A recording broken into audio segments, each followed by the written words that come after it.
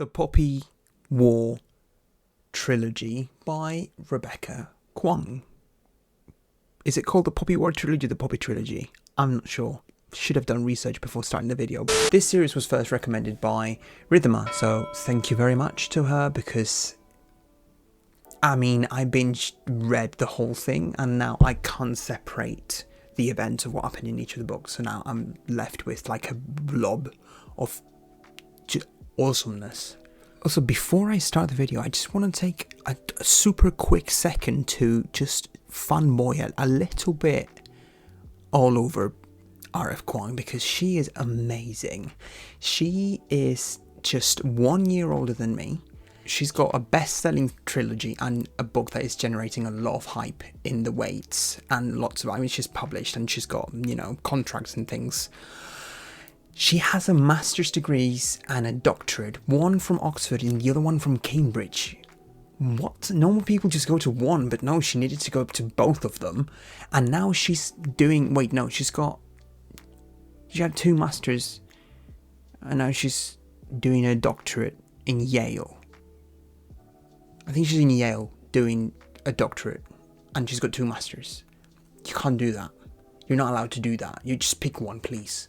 The Poppy War tells the story of Rin, the story of Rin and her friends. Friends is no spoilers.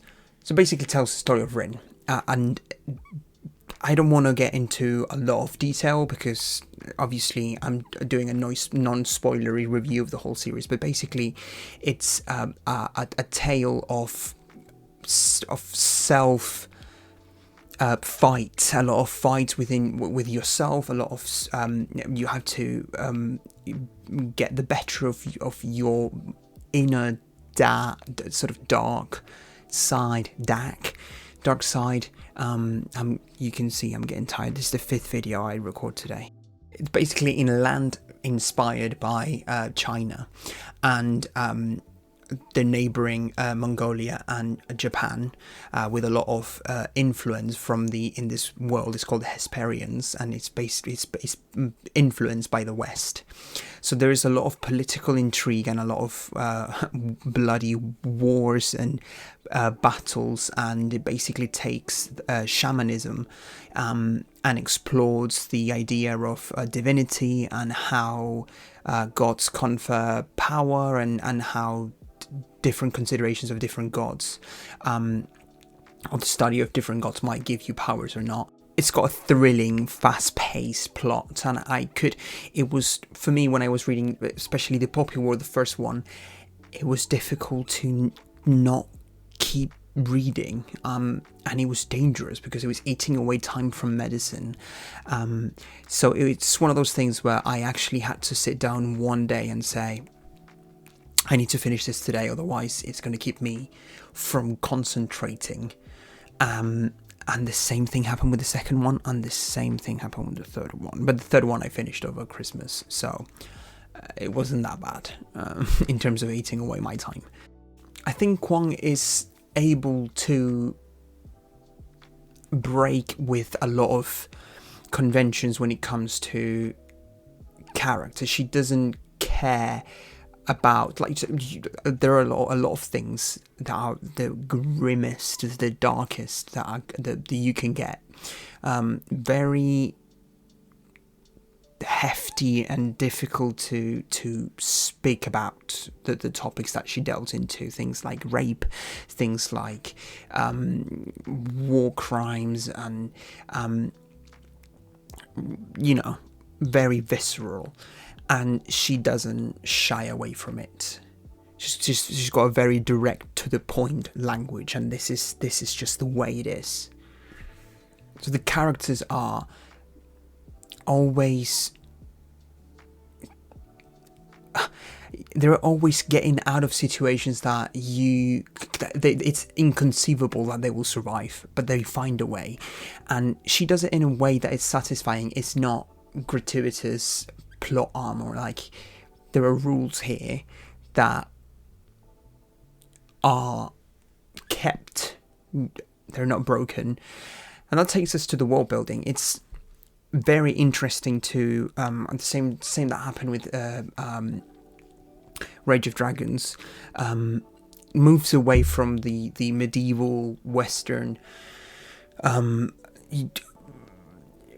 epic fantasy that derives from Grandpapa Tolkien, and it's based in something that it's new. It feels new. It feels revitalized. I think this series is a very much needed injection of adrenaline in a bit of a stagnant genre that we are sort of awakening from. Like, there's the same iterations of Tolkien. Now we're getting things like the Poppy War, Rage of Dragons. I want to read Jade City and all that.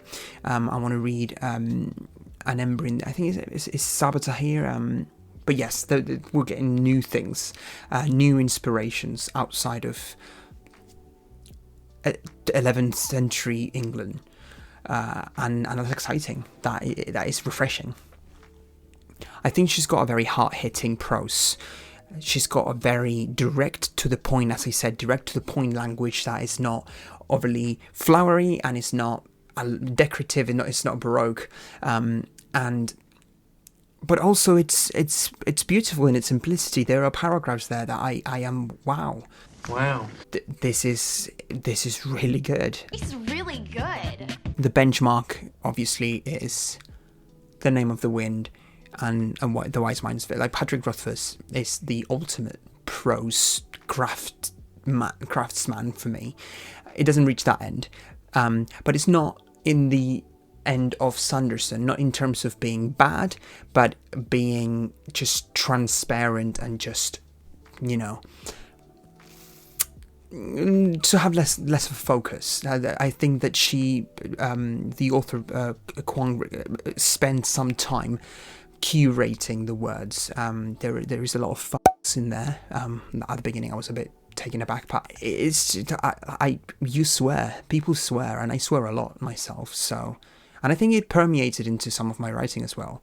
I hope my beta readers are not, you know, too taken aback by it. And the ending of each book, like, she ends in a cliffhanger in every book. Second book only has mild half-book syndrome vibes, only mild, like, and I can see what at the end she said that book needed a lot of rescuing, and I can see where it's got a bit of stagnant pacing towards the middle, and you think, what so what exactly is going on here? But then it picks up beautifully. I think for me it's first book, then third, then second in terms of how I like them, not the order. You should read them. Don't do that, please. Do not do that. And there's also a good escalation of power, and the level of depth that we get into the world and the magic, it obviously goes up as the series continues. I think the ending, it's one of the best endings I've read, and it shows the bravery that she has, because I don't want to, again, no spoilers, but it shows bravery. Like, and you'll know what I'm talking about. It's something that needed to be done, and that's all I'll say, because I don't want to spoil even by implication. In summation, wow. In summation, you need to read this book. Right, that's enough of that. I never give stars or scores. I just generally just recommend read it or don't read it, don't bother, or read it in certain occasions. Read this if you're tired of the normal fantasy, and read this even if you're not tired of the normal fantasy. This is amazing, and everyone should read it. Right, that's it from me today. I hope you guys enjoyed the video. Leave a like if you did, and subscribe for more book reviews. The people need to do more book reviews. I know it's not the most viewed videos, but I like doing book reviews, and I'll continue doing them anyway. Right, no rambling. I'll see you guys in the next one. And I would like to mention my Patreons, David Desser and Daniel Siegel. Thanks so much, guys, for your support.